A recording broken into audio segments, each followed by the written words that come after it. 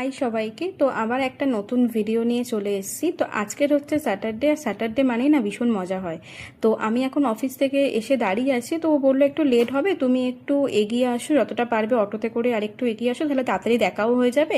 তারপর ওখান থেকে আমরা নয় একটু ঘুরু ঘুরু করতে যাবো।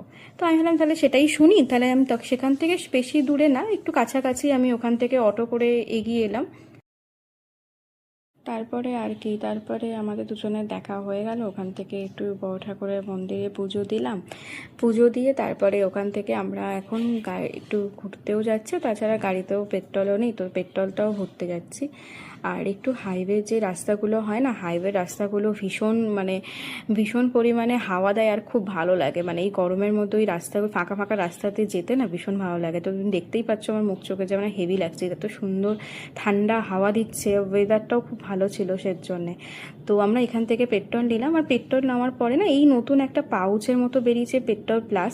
তো এটা নাকি পেট্রোলের সাথে পেট্রোল নেওয়ার পরে গাড়িতে নাকি মেশালে নাকি মাইলেজটা ভালো দেয়, যেটা আমি শুনেছি। তো সেটাই ও করলো।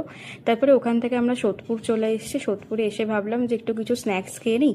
স্ন্যাক্স বলতে একটু কিছু ওই স্পাইসি স্পাইসি চিকেনের ওই কেএফসি চিকেনগুলোর মতোই যে খেতে ইচ্ছা করছিল। তো সত্যি কথা বলতে কেএফসি চিকেনের মতোই অনেকটা খেতে ছিল, আর খুব ভালোও ছিল, মানে টেস্টিও ছিল।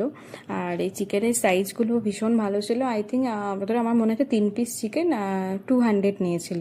আর 3 পিস চিকেন মানে কি, আমার তো একটা চিকেনের পিস খেয়েই পেট ভরে গেছে। মানে দেখতেই পাচ্ছ যে পিসটা অনেকটা বড়, অনেকটা টেস্টি ছিল। আর যারা সোদপুরে এখান থেকে